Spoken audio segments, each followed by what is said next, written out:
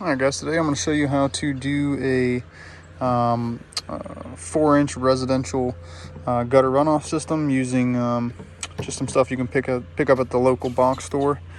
What you're going to need, at least for one of these, is going to be a clean out 4-inch. This is all S&D fittings. They're not Schedule 40. With a cap, you're going to want a normal 90, and you're going to want a sweeping 90 or a long reach 90. You're going to want a pop-up emitter cap. You're going to want purple primer or primer, and you're going to want an all-weather outdoor PVC cement. Box blade comes in handy. A marker, any color. Pencil's not going to mark on the PVC. You're going to want a bit kit, drill if you're working on pre-existing gutters, if you need to take out old rivets or drill out anything that's in your way, or anything someone's attached. Usually it's rusty screws. You're going to want a terry towel, shop rag, PVC saw. Using a hacksaw works too. They just don't cut near as straight as something that's actually made for cutting PVC. Just pick that up, so try that Husky out. You're going to want if you're working in a rooty area, what you're going to want is a trenching shovel. That's, this one's full steel. I've had it for a while. It's pretty awesome. Cuts through just about any root. For 4-inch PVC pipe, you're going to want a 5-inch trenching shovel. Saves you a lot of time in the end. A rake for cleaning up, raking your backfill, anything else. You're going to want a couple levels. I got a 4-foot Stanley level here, just a cheap one I picked up at Ace, along with a torpedo level for leveling your clean outs and just any PVC you're installing that comes out of the ground. It's handy to have a level. You're going to want a drainage aggregate. I'm using a River Pebble Hardscape by Quikrete. You can use granite, stone, anything like that. I recommend like a 57 granite. And of course we have our S&D PVC pipe. These are 10-foot sticks. Picked them up at Lowe's. Nothing crazy, but it'll be plenty for this trafficked area. All right, so these 90s here are going to be for the pop-up emitter. Okay, so this is what we'll use. This will go right in there like that. Get that in here. It's a pretty tight fit. Okay. All right, so once that's in there, it goes in there a little further, but you can kind of see the orientation. So this is where the pipe and the gutter water will end at. And what I'm going to do is I'm going to pre-drill some holes. I'm doing two gutter runoffs off the back of this home. One's 15 foot, one's 20 foot. But what I'm going to do is pre-drill with a 3/8 hole right here in the bottom of the elbow. So we don't have the best slope here, but what this will do is allow for any remaining water in the pipe to leach out and eventually give you a nice dry pipe, so that you don't have mosquitoes in there. There's not small creatures drowning in there by any means, and it just doesn't become a petri dish for your children or anything else. So that's what I'm going to do real quick, and then we'll talk about some more things.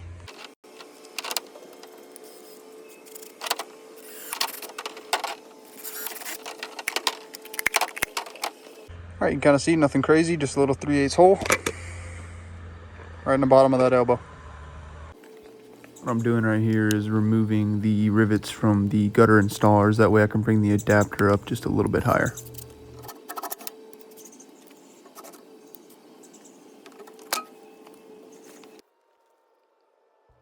I'm going to jump ahead a little bit right here. I want to make this a shorter video. What I'm doing is gluing up a S&D fitting 6-4 reducing coupler for the adapter for that 5-inch downspout. You don't see 5-inch round downspouts a whole lot.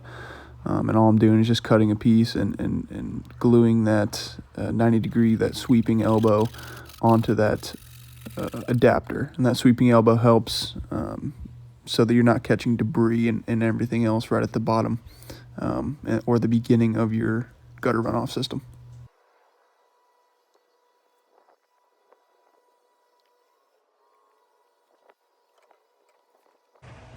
All right, I got my adapter glued up, fitted to where I want it, the depth I want it. So what I'm going to do is continue on my trench here. All right, and what I'm going to do is I'm going to use my PVC sticks I have here to make a nice straight line down to where my pop-up's going to be. And I'm going to trace that, and that way I have a nice straight trench. PVC is very unforgiving, unlike corrugated. You can kind of bend it through a trench, versus PVC, Obviously it does not like to flex. So I'm going to do that right now, and then we'll talk a little more about what's going on.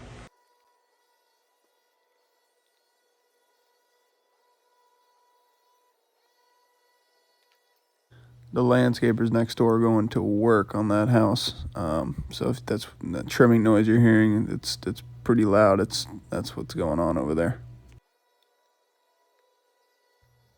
You're gonna see me go through this trench and back up, and I'm cutting some roots out, and all this is doing is just, I've been doing this for long enough. I've got a feel for it, but I always suggest you go shallower than deeper to start. You don't want to dig a big trench and then you're backfilling and then the base is disturbed. So you'll see me shutter stepping through this trench, and that's just me using my body weight to kind of compact where I think we're deep enough, and that's all that is.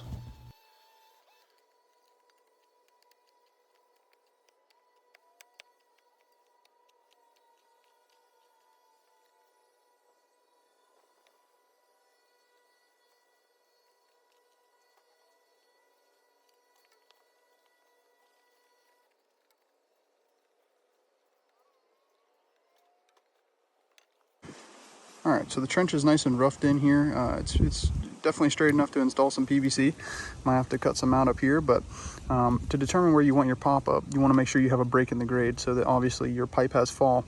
I know this property has a great grade from the house down, so I just maintain the same trench depth, and I know that my pipe's going to have at least 2 to 3 inches of fall on a 20-foot span, and we want to stick to about 1 inch every 8 feet, which is going to be our 1%. So looking good. All right, what I'm going to do now before I get any further, now that I know my trench is good, I've been doing this long enough, I don't need to set the pipe in there. I would recommend doing that if this is your first time doing it. And I'll show you the level of the pipe, of course, with the 4-foot level over there when it's installed before I backfill. But what I'm going to do is go ahead and make a rock bed for the bottom of my pop-up.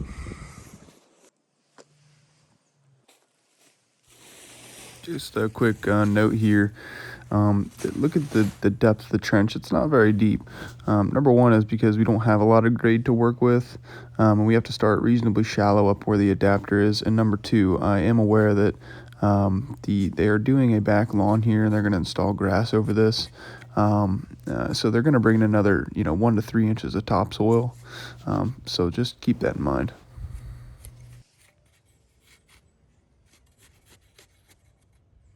The reason I'm putting a 2 to 3 inch rock bed underneath this pop-up is so that when the water leaches out of that hole, it has an easier time moving through that stone bed, and it just has a better access to more ground to leach into versus not having any rock at all. It also helps to stabilize the pop-ups because time and time again I'll see that these have sunk underneath the lawn level or just completely out of sight.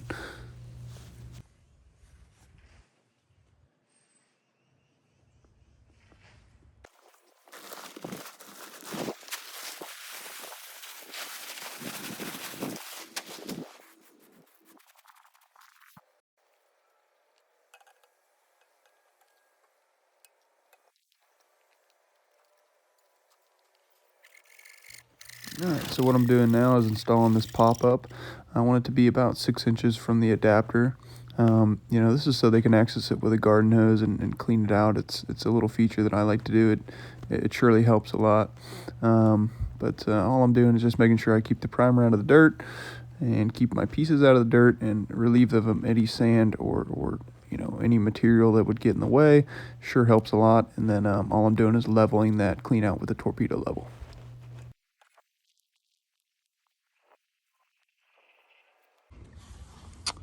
Alright, I got this all glued up where I want it. The clean out's nice and level. Just how we want it. Everything's sunk in nice. As you can see from the video, I don't have a lot of working time. You have very little working time. It'd be advantageous to kind of bury this up so you have somewhere solid to go. This is how I like to install the clean outs. If there's a better way, drop it in the comments. But regardless, the end result's the same. This is just how I want it. And now we're going to go ahead and lay the pipe in. Just a quick little tip. Whenever you're running this bell end, S&D, you want to make sure the bell is upstream. So as we have a no belled end, we want it to click into that bell as the water flows this direction, not the other way around. When you're doing gutter runoff drainage, you could probably run it the other way around, but just as a general plumbing tip, you want to run it in this configuration.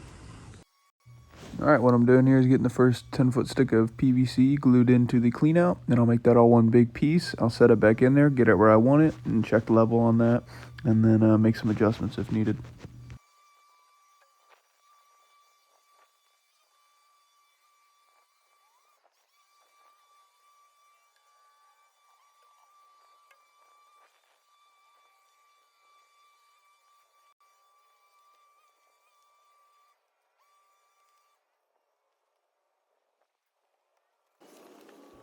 You really want to test fit this in. I've done a lot of these, and I still do a lot of test fitting and re-leveling and making sure the pipe's how I want it, so take the extra time to do that.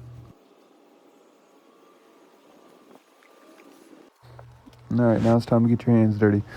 Get some gloves if you want them. I didn't use any here. It's fine.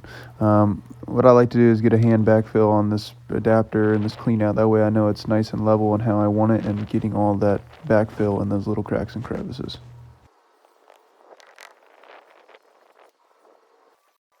All right, I've got the clean. I made it a little harder on myself not gluing both these sticks of pipe together before I, packed it to clean out. I was just kind of, I guess, overthinking it, but I would definitely glue both these on and get your measurement straight. That way it's just one big piece and you can stick it right in the ground.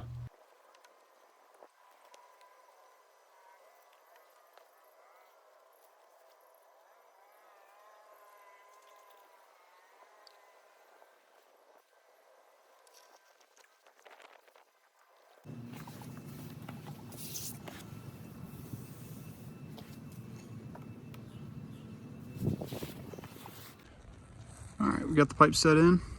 Everything's nice and pitched right to where we want it. Cut the length. You can see right there we've got a full bubble, which, a lot of the times if we're doing longer runs, I'll set up the laser transit, but for this, level doesn't lie, so just make sure you have a full bubble and you really can't go wrong there.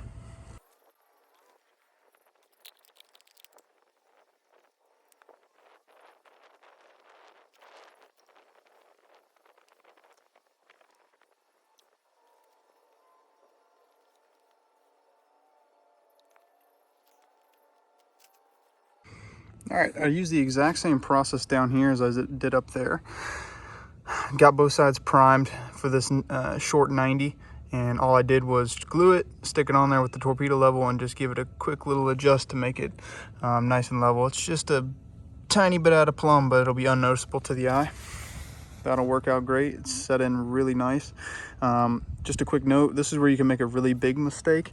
If you don't go up there and hand tamp that down like I did and kind of pack that in so it won't rotate, what you'll end up doing is if you have just a little piece of dirt in there and it's really hard to twist this 90 down where your pop-up is, what you'll do is you'll twist all that out of plumb and it'll be glued completely cattywampus. So what you want to do is just make sure that you do backfill up there, and that this pipe will not rotate easily when you go to glue this 90 on.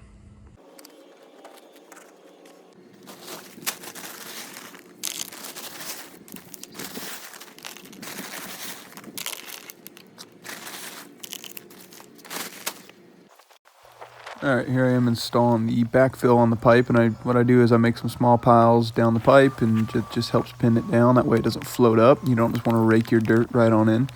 Once I get it pinned down, I come back through and I'm picking out the side of the pipe a little bit, just getting some dirt in some areas that are unsupported. And you just want to do this right the first time and make sure you don't have a pipe that's bouncing around inside the ground.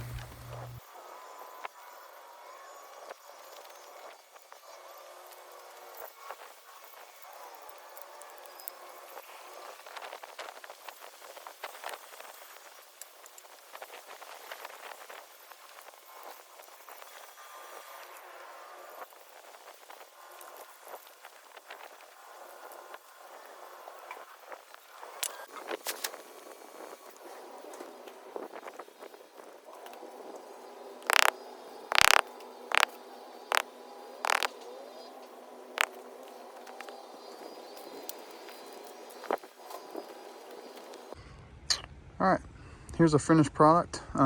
They have yet to landscape back here. They're planning on doing some grass or pine straw, whatever else. The beauty of having that pop-up is you can stick a riser on it as well. You can get away with 3 or 4 inches because of the fall we have here. If they want to bring that back up to the grass level, that pop-up needs to sit just below the top of the mow line. That way the lawnmower doesn't hit it, but it's not too deep to where, you know, it just becomes a problem and grass grows right over it, and then you lose it after one spring and summer season. So let's show you up here real quick. All right, so we got our clean out here. I've spoken with the customer.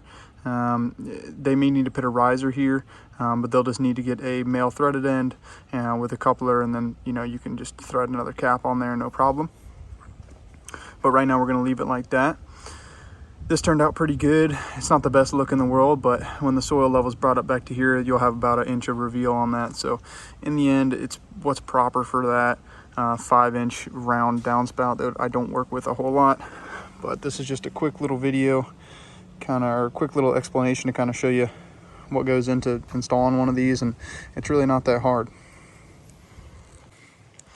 All right, we're gonna conquer this one over here. It's a bit shorter, it's 5 feet shorter, so 15 feet total. Same grade situation and everything like that. So I'm just going to kind of zoom through this one.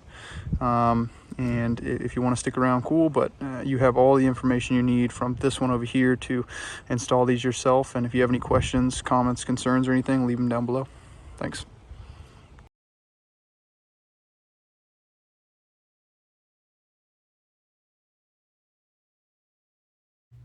I wanted to make this video just to show you can get professional quality results without having, you know, super expensive tools or anything like that. Besides the drill, all in on this small project, it's probably, you know, $350, something like that. So you can get good quality results with quality materials without spending, you know, an enormous amount of money. You also want to take into account what type of pipe you're using for the trafficked area. So this is going to be just a back lawn. There'll be grass, mowers, foot traffic. But if you're going to a driveway, walkway, or anywhere that, you know, has vehicle traffic, you're going to want like a Schedule 40 pipe and try to go as deep as possible. But yeah, thanks for, you know, watching this video, and I hope you learned something, and share your feedback down below. I'd love to hear what you have to say, and yeah, that's it. Peace.